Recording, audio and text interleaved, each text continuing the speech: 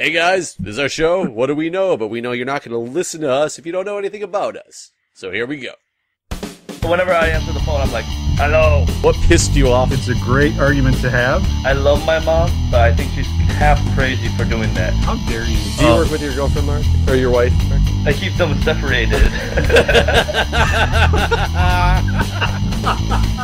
Sometimes I call people, they don't answer the phone, I'm like, Wrong number, click. Well, he's not that smart. But sometimes he sounds like he knows what he's doing. yeah. Go. So therefore, you're an ass, and I don't want to talk to you anymore. Yeah, but what do we know?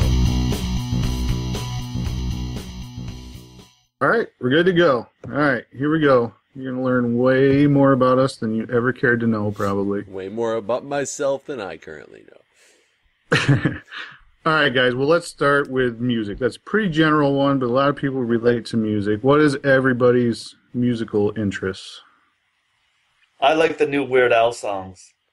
The new Weird Al songs are entertaining. They're pretty funny. Pretty fun. That Word Crimes one is absolutely hilarious. Yes, Word Crimes is perfect. I have to say, I think there's a few songs on the new album I haven't got to yet, but it's all pretty much, funny Weird Al stuff. And for me, I'm living in Japan, so I don't actually hear that many American songs on the radio. So I get to actually hear the parody for the first time of that song sometimes. So it's really nice. See, and my favorite type of music's kind of gone by the wayside. I miss the boy bands. I don't think those have gone by the wayside at all. You still have the One Directions and stuff coming out. That's true. Right. That's true. They are still around. They're still hanging around. Maybe they're just not as entertaining to me anymore, or ever were in the past. Yeah, me personally, I'm pretty much all over the map with music. I've been really into. Have you guys heard of Fits and the Tantrums? I've heard the name. They are really good in my opinion. What genre is it? I don't even know. I guess alternative, but they're not even really rock. They're more pop, kind of. Right. And the best part about bubblegum punk. The best part about Fits and the Tantrums is when we're done doing this recording, if you guys go to YouTube and look up Fits and the Tantrums, and just imagine Will Ferrell dressing weird and pretending to be the lead singer of a band. That's them. The singer looks so weird and so much like Will Ferrell. For a band I've never actually heard that I can think of, you definitely sold me with that description. So it's hilarious. Their music is really good, but then if you watch them live, that's what it is. You can totally see Will Ferrell. If he was doing some spoof band. Now all we need is a band to go up against them with a lead singer that looks like a washed out John C. Reilly. And they can battle, and it would be I haven't epic. found that band yet. When I do, though, I'll be sure to let you know. Actually, you know what? We touched on Weird Al. Did you guys hear there's a petition to get him to do the Super Bowl halftime now? Yeah, I heard that. I don't know how much traction it's actually getting, but I heard that exists. I wonder if he'll have a wardrobe malfunction. Oh, no. That would be... That would be absolutely hilarious if that happened. All right, you know what? I got another interesting question, especially since we are so kind of diverse, locationally. What is your least favorite mode of transportation? My least favorite mode of transportation? Unicycle. How many times have you tried to traverse your city on a unicycle? Well, probably none if it's his least favorite mode. He's got other ones to choose from. He's not an idiot. I feel like he has to have tried it at least once if he knows that it's his least favorite. Yeah, you don't have to try something just to know you don't like it. I don't like getting, hit by a car, but it hasn't happened yet. How do you know? That's true. You might like it. You might. Speaking of which, my least favorite mode of travel is flying through the air after being hit by a car. That's actually my least favorite mode of travel. I can see how that is. Yeah, I think so. How about you, Mike? What's your least? I don't know. As long as I'm getting to my destination, I don't really know how much I care. You know what? Okay. When I was a younger kid, growing up around Flint, I used to take mass transportation once in a while, like the city buses. Right. That was always an adventure. It is an adventure. I haven't done that like as an adult, I don't think. If I have, it's been a really long time. But it was always interesting. Mass transportation is an adventure every single time you go out. How often do you meet those different kinds of people? You know, the social outcasts and the people carrying a bag with a head in it. You just don't get to meet those people on a daily basis. Well, for me, like when I lived in Flint, I met those people all the time. However, I could just cross the street, you know? Like, if you're trapped in a bus with them, that's a whole new world, you know? Yeah, you know what I mean? DC is big for mass transit as well, so I'm not nearly as against the mass transit system as I once was because it's a pretty good setup, but I don't like the bicycle drunk trolleys that they have. Right. And if you don't know those, they set up these drunkie buses for you to go bar hopping on, and they're powered by bicycles. So you literally have to work your way. I'm paying somebody to get on a bus and bike my own ass to the next bar.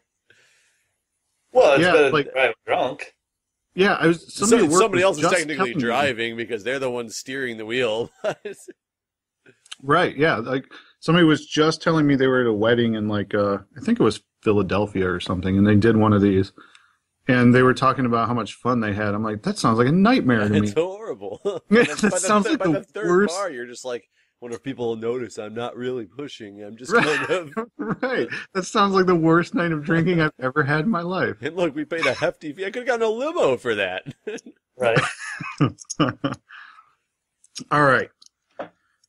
If you could stay a certain age forever, what age would it be? This is kind of a deep philosophical question for you guys. We're getting serious now. Very serious. Serious. Sounds crazy. So you don't want to. So for the rest of your life, staying at this age, like a Dorian Gray kind of situation. Yes.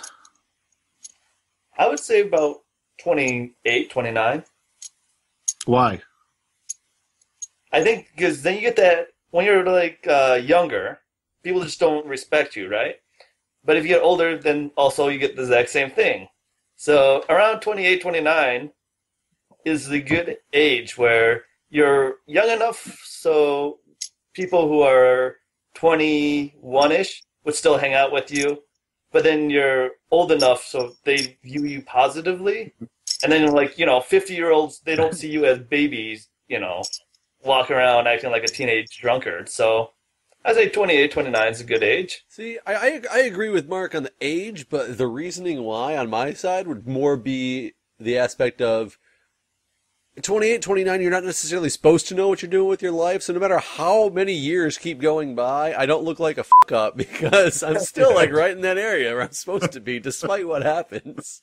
But you're right on the borderline if you don't get your stuff together pretty soon. But no, what does that matter? Like, I'm never going to age again, right? I'm still going to be that age forever. That's true. That's true. My car insurance already went down. I can drink. Like, what else comes with, I'll never be able to retire is the only problem with that. That is something you have to look at. You can never, ever retire. Exactly. That's exactly what I was going to say. That's a tough one. This is philosophical now. And, right. Have Highlander effect. Don't forget the Highlander effect. If you never age, people are going to notice if you're around 29. That gives you a good 10 or 20 years to stay in a place. If you're 90, people expect you to be dead pretty soon. So. But, my line of thought, as the only guy in the room who was a parent at 28, there's a lot of responsibility that went along with it. Well, maybe for you, 28. Exactly. That's exactly what I'm saying. So, I'm thinking more, Jeff touched on it. Like retirement age. Oh, I was going to say, if you were talking before kids, you wanted it to be 17 forever? No, no, I would never want to do that again. Like, those years are so just like awkward. No, definitely not that. But I'm thinking like, I'll be 30 and out of my shop if I choose to. I mean, obviously, in theory, at like 53. Right. That's not still, that's not too old to. But can you get full retirement at 53? Don't most of them have an age limit on it? I'm 100% vested as far as my pension goes. Now, yeah, I would have to find a little bit of like gap coverage money-wise, but you know, Gap coverage till what? Because you're never going to age anymore if you stayed at 53 forever. Yeah, that's true. Permanent gap coverage. This was a really bad question to ask because it has all these loopholes that I'm not taking into consideration. Good thing we're here to talk you through this life-changing decision. You would have been 53 forever with your gap coverage. Like, when does this gap end? Right. No way to ever retire. Wow. We're here to help you through life, Mike. Don't worry. Right. All right. Well, here's in a kind of related question. If you guys knew the world was ending in 2000 at the end of 2014, what would you either do differently or what would you make sure you do before it ended? I would go to a bank and, take out a huge loan and probably travel the world. Well, there's to say I would never work again. I mean, what? that's pretty obvious. For sure, retire. Yeah, I'd actually invest in my retirement fund a lot more heavily. They'll pay out in the end. Buy some big stocks. They'll pay out at some points. I wonder how the world would be ending. Like, I think wouldn't that be... Well, I guess if the world is ending, the world is ending, right? That's a good question. How would we like the world to end? Ooh. Instantly. Yeah, I was gonna say. Instantly for me. I mean, I still want to watch the party. It rains beer until everybody drowns in alcohol. That wouldn't be bad. And chicken wings also, All the oceans turn into chicken wings. The rain is all beer. Right. Football's the only thing on TV. Oh, that'd be okay with me right there. I didn't say it wouldn't be okay. Somehow the world ends in there, but that's just how it happens. Oh, if I could go out watching 24-hour football, that'd be all right. What would you do different, though, Mike? What would I do differently? Maybe I wouldn't work at the place that I've worked at now for 10 years. Would you go try to get into someplace else, get a good reputation there? No. Like, if I know the world is ending and I don't need a place that's, like, super financially stable, like, my job is no fun. I go there because it pays me a lot of money to go there, So you change your job. Is that what you're saying? That's what I'm getting out of this as well. Oh, yeah. Somebody loves their job. Well, this is the place I've been at for 10 years, So, like, if I knew the world was ending in 2014 or something, I wouldn't bust my butt at a job that drives me nuts half the time. No, I think what you're missing the point is, I would quit my job. He's got to pay for that gap coverage, Mark. Hold on. He's telling you something. What? Okay, I guess I read this question differently than you guys. Like, I don't know how much more differently can you read if the world ends at the end of this year? What would you do? Well, because it doesn't say you found out right now. Like, it just says if you knew the world was ending. So, well, I do know the world is ending, just not within my lifetime. I mean, I thought the whole point was you knew it was ending. If I found out today? Soon. Well, if I found out today, like, I think my answer would be a lot like Mark's. I'm picking up and traveling and. But if you found out last week, you'd keep your job for a while. Like, if we knew from the time we were born that the world was just going to be over and. Oh, I got you. So this is See, that doesn't work though, because if everybody else knows that the world is ending, where would you go? Because nobody else would be working. Everyone would be like, F this, and do whatever they want. And then you'd just be a horrible person knowing you're bringing children into this world only for a small few years before they would be destroyed. Right, yeah, I guess a lot would be different if I knew, that long ago. These are way too deep of questions for my only feeble brain. We make them that way. How about this question? I am not. If you could have any superpower, what would it be? Time travel. Time travel? Time travel, for sure. Why? I could do anything. No matter what I screwed up, I could go back and fix it. I could also know, like, what's going to happen is the world actually going to end at the end of 2014? Like, will I retire comfortably? Gambling too. Could do a lot of gambling. I wouldn't need. Yeah, you wouldn't need. You could so many loopholes to get as much money as you'd ever possibly want to, and then you could. I could be like Mark and relive those 28, 29 years. Except the problem is I'd actually be aging while I still relive them. So it'd be like a Back to the Future thing where you can meet yourself. And then, when I thought I was going to die, like when I was old enough, I would probably go back just to cause a paradox to see if it really would destroy the world. Just to satisfy my own curiosity. It might destroy the universe, but hey, I'm curious. You know what? I was going to die anyway. How about you, Mike? I think a new job. I think if I had a superpower, it would be to get another job.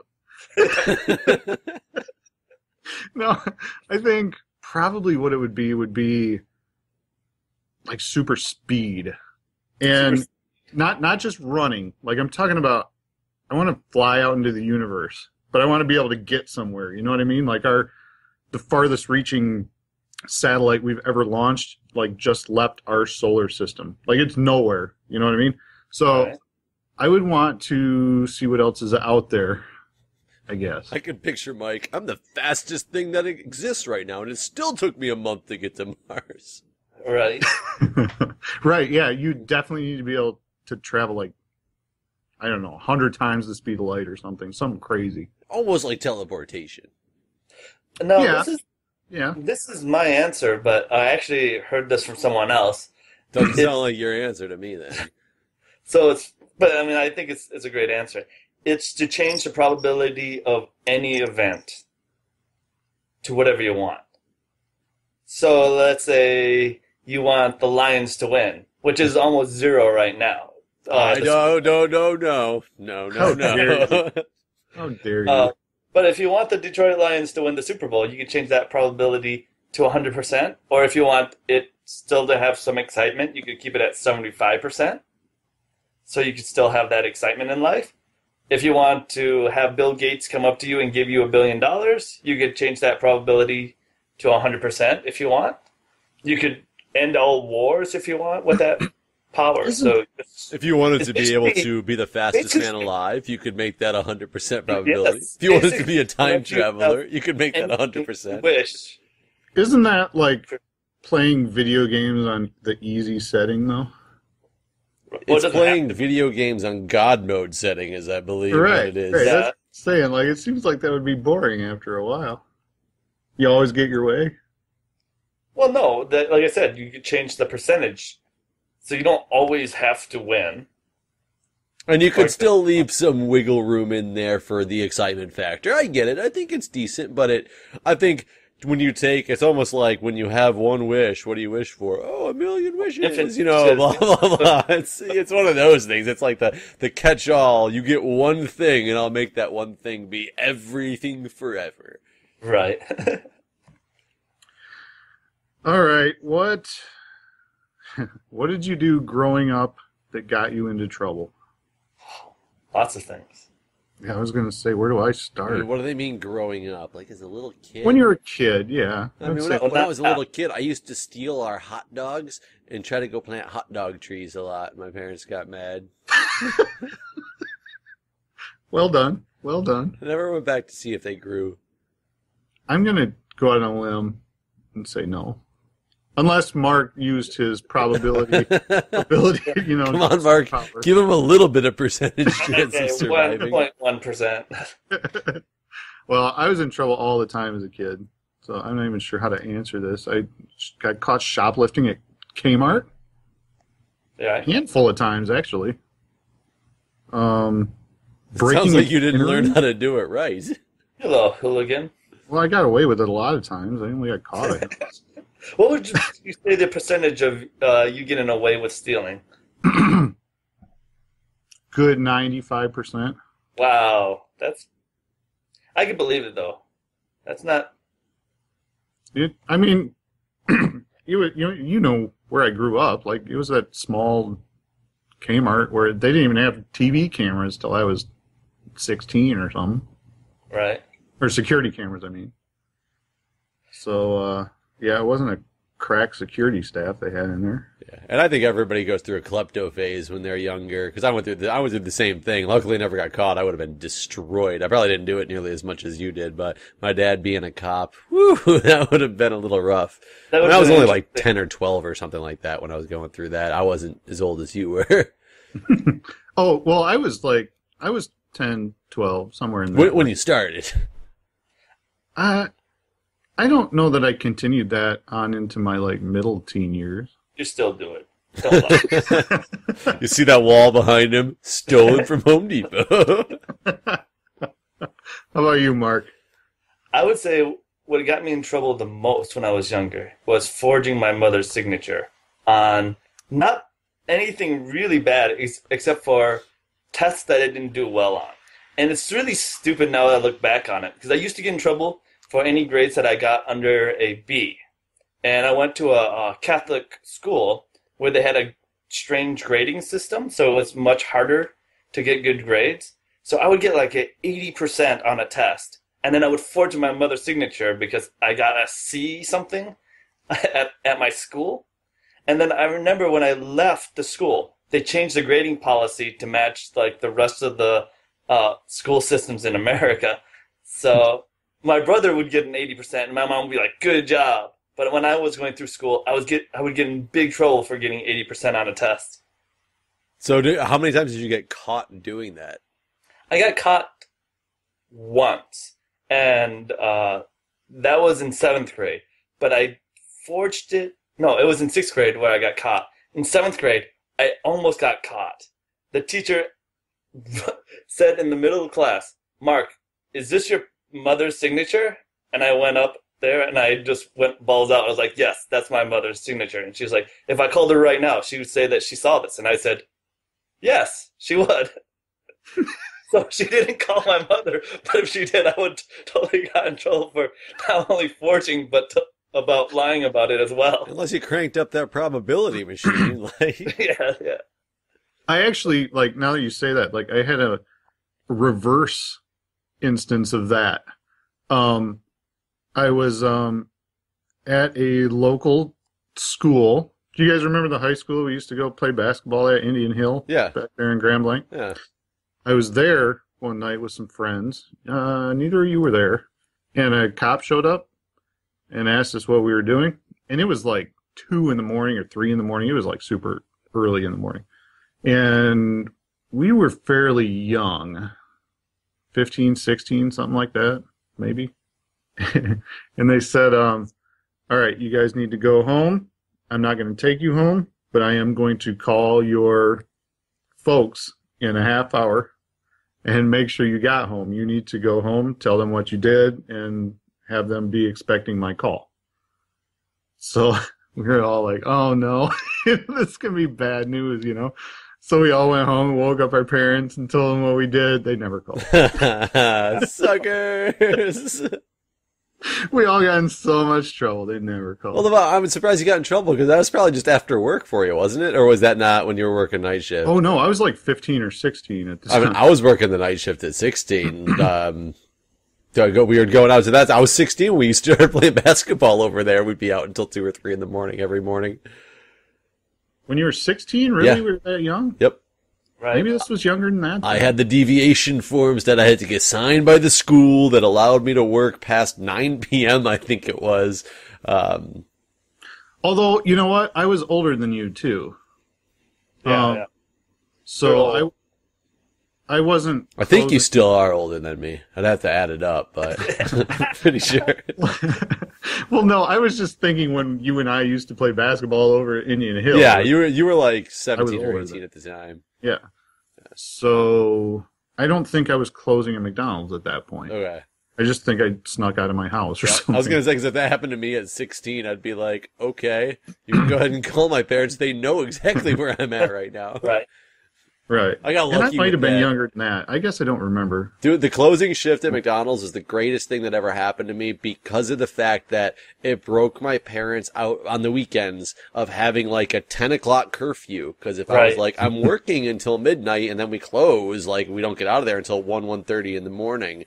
it broke them of the habit of expecting me to be home at an early curfew, and it pretty much lifted my curfew as long as I was courteous about letting them know when I'd be home. Like, essentially, it came down to. Well, that job was just fun anyway. It was. Well, talking about McDonald's, what's the worst job? Like, obviously, you probably don't think McDonald's is the worst job you ever had, but what's the worst job you ever had? Mike, don't get depressing. Don't say this one. The worst job I ever had. You know, I've been fairly lucky. Well, you know what? I think what it is for me, I had one job in my life that I worked at for a week. And I was like, these people are completely insane, and I don't fit in here, so I'm not going to work here anymore. And that was at Kroger, which was a local grocery store in Grand Blanc. Really? Yeah, I worked there for a week. And so what makes you think they were insane?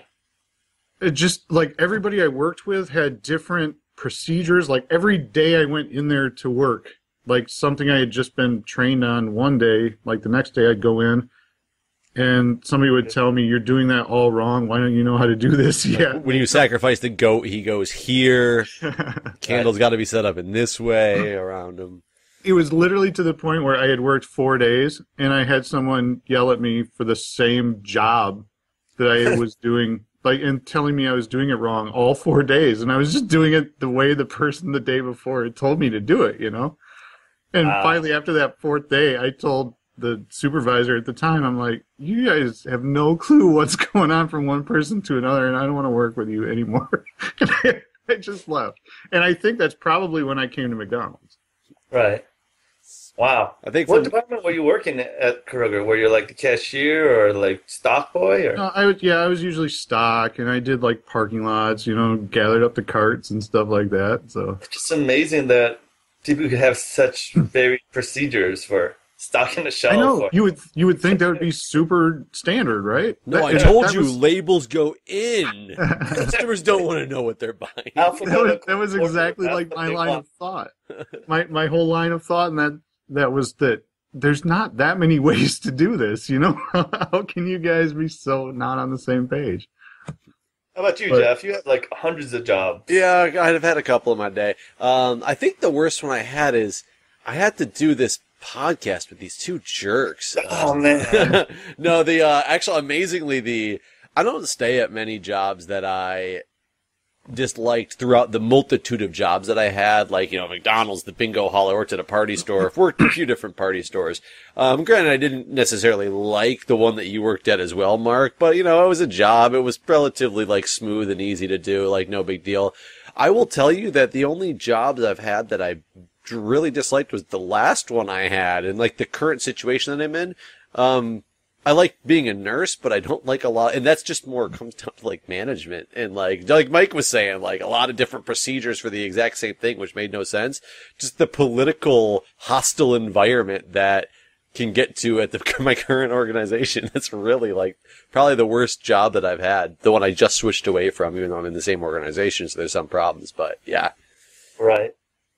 Wow. For me, I understand like having problems with some of your coworkers. When I worked at Myers, I worked with a diverse cast of employees. Individuals. And Meijer is a grocery store chain for those who don't know. So I was working at a grocery store, and I'm basically stocking the grocery, and I would work with these different people. And when I worked with the Mexicans, they would tell me really racist things about black people. And it's just like, and you know, I'm Asian myself, and I'm just like, why are you telling me this? And then when I worked with some of the black people, they would tell me really racist things about the Mexican people. Are you serious? And I'm just like a turf war at Meijer. Right, and both of them would talk about this gay guy that works there as well. And you know, for me, overall, I sort of liked all of them, except for their like prejudices against everybody else.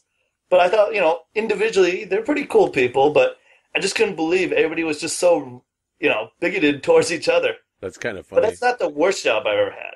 The worst one was working at an electronics company, basically working the line, putting parts into a circuit board over and over again. You only did that for like 3 months, right? Right. Can you imagine there's people who work there for years doing the exact same thing? I worked on an assembly line where they would actually put me on different lines because I was doing it as an internship. So I actually got a lot more variety than most people who work there for years, who work the same job, doing the exact same thing over and over and over and over again. And yeah, for me, I just can't imagine doing a line job for the rest of my life. Wasn't I the only intern that somehow was able to come in there and Yeah, not have you to gotta work browse the that. line? That was Mark bullshit. and I have worked a lot of jobs together. I'm just now realizing. Like, We got worked a really few. have. Well, and Mark, what you're saying, like I work at a union shop, and it amazes me, like the people who just want those jobs and stay in them. Like there's old guys who work there who have just been doing the same thing for, 30 years of their life. Like, Well, and they're perfectly happy. They don't want to know anything else. They're just happy doing what they do and bringing home a paycheck. And I can understand the appeal of having a job where you don't have to worry about trying to, move up in the company, or you have stability. So I understand why some people like line jobs, but for me, it's too difficult, I guess. Yeah, no, I agree with you. I like my job now, like the scenery changes. If I get bored of what I'm doing, I can wander off and do something else, But yeah, I absolutely agree with you. That And just I've sounds done, like manager to me. I, I don't like what I'm doing. I'm just going to go do something else now. I've done some like line job type stuff in my life, like I hung drywall, and I worked in an aluminum foundry where I was, I had a little more responsibility at the foundry than just like a, quote unquote line job, but it was still, essentially I only had a handful of responsibilities. Right. I just had the luxury that some of my responsibilities allowed me to wander away from what I was doing. But yeah, it's like, if I get stuck in one spot doing the same thing over and over again, like you said, it just drives me crazy. It makes the day go by so slow. So you got a question, Jeff? Nope. I was just kind of fielding them as they come. Please continue listening and learn more about us. Blah, If blah, you blah. dare. Close. Yeah, might want to work on that ending. So, compliment sandwich. I like your enthusiasm. I thought that was good. You guys are no fun. Thanks for listening to our show. As you realize, this has been a huge mistake. Please continue listening to us. We'll promise to get better. No promises. I gotta pee again. Let's roll with that. Whenever I answer the phone, I'm like, hello. What pissed you off? It's a great argument to have. I love my mom, but I think she's half crazy for doing that. How dare you? Do you work with your girlfriend, Mark? Or your wife, Mark? I keep them separated. Sometimes I call people, they don't answer the phone. I'm like, F them. Wrong number, click. Well, he's not that smart. But sometimes he sounds like he knows what he's doing. Yeah. Go. But therefore, you're an ass, and I don't want to talk to you anymore. Yeah, but what do we know? Hey kids, want to follow us on social media? Like the What Do We Know Facebook page. Follow us on Twitter at WDWK Podcast. Email us at WDWKpodcast@gmail.com. Or find us at our home on the interwebs, WDWKpodcast.com.